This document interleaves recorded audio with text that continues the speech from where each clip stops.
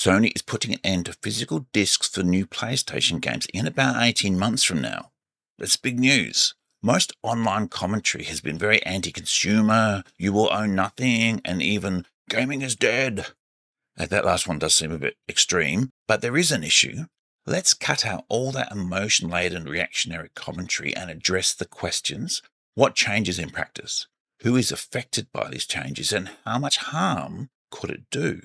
So, am I actually worried about this? I'm not going to pretend I've been obsessing over my physical disc collection in the last couple of years. I've been buying games since the PlayStation 1, so I have a collection, but I've not bought many games on disc recently. So the question for me is not whether this annoys my collector instincts. It's whether removing the option makes the PlayStation platform, the PlayStation ecosystem, less appealing. Sony announced in a blog that from January 2028, new PlayStation games will not be released on physical discs. New games will be sold digitally via the PlayStation Store and retailers in digital format only. Existing physical discs obviously are still supported. This move suggests to me the next PlayStation console will not have even an optional disc drive, which gets me wondering what their back-compat strategy will be for the PlayStation 6. So let's be precise. Sony is not reducing the usefulness of our current physical disc collections, but after 2028, they won't be growing. How much do I actually use discs? I have a PlayStation 5 Pro and I bought the optional disc drive, which has been used. I mostly buy and play digitally now. I don't think I've bought any PlayStation discs this year, and it's July. On PC, physical media is basically already gone. I built a new PC last year, and for the first time, I didn't include a disc drive. So for me, losing the ability to buy new games on disc is not devastating for me, but that's not the same as saying the issue doesn't matter. I don't use it much is not the same as nobody needs it. Okay, why did Sony do this? I'm trying to do the BBC News thing and give both sides of the story here. With just digital, there's no disc pressing or packaging or shipping or warehousing. All of these points mean they reduce the cost on game distribution, and this improves Sony's profit margins on games. So will they pass those savings on to you? No, of course they won't. You can buy digital games and cards at retailers, but it's possible removing discs means Sony digital storefront will see a larger percentage of all games sold, which I'm sure they're happy about, and so less profit sharing with retailers. So what are the benefits of all digital for us? I find digital convenient. Another advantage is preloads. I hear Grand Theft Auto 6, even codes in a box, will be released a week early to allow people time to preload, which is a good idea. Instant access, there's no stock shortages. There are currently frequent digital sales, though I do have a fear that if Sony has a large majority of sales, they have less of a need to put games on sale. A recent article by Reuters pointed out that 80% of full games purchased were done so digitally. 80% is a lot, but that means for every million games sold, there's 200,000 discs. So 80% is a lot. 200,000 discs is a lot too. So what are the real losses? What are the downsides to this? I think the biggest loss is not the plastic disc. The biggest loss is transferability. Physical discs let you resell a game, buy used games, lend it to someone. You can trade them in. I've done that a lot. You can shop around at retail, get the best deal. You can lend games to friends. You can give games to friends. Have you ever received a game as a gift? Ever unwrapped a game? Yeah.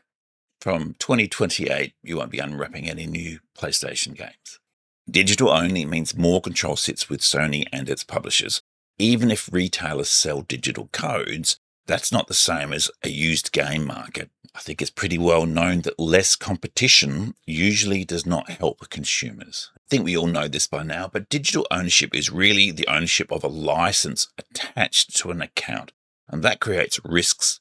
Accounts do get banned or hacked, stores close, games become delisted, and licenses change. Don't think that's a problem. I think on the same day Sony made this announcement, they also announced that all Canal published movies will be removed from their library, therefore from your digital library.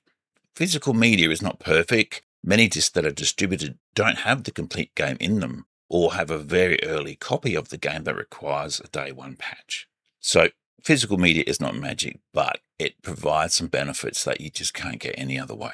I recently made a video explaining why I got back into Starfield, because when it came out, it didn't run so well on consoles. It runs a lot better now, but because I wasn't able to install an original version of the game, I couldn't show any frame rate analysis comparison. So digital only is more convenient for me for day-to-day testing that I do for my channel, but it makes historical testing harder. So how does this affect other people? Collectors lose boxes, discs, steelbooks, shelf libraries. Buying the collector's edition of a game without the actual game in it feels a bit hollow. How does this affect budget players? I've got a son, he's getting into gaming. He doesn't have much cash. Used games are essential for him. Used games and trade-ins matter. Physical retail discounts can beat digital storefront pricing often. How does this affect regional and rural players? Not everyone has high internet bandwidth. I have a friend who lives just on the outskirts of another city and he has very low bandwidth internet. So the idea of him downloading a 100, 150 gigabyte game, it's just not possible. What about the people who are really into game preservation? Future access becomes more dependent upon Sony's infrastructure.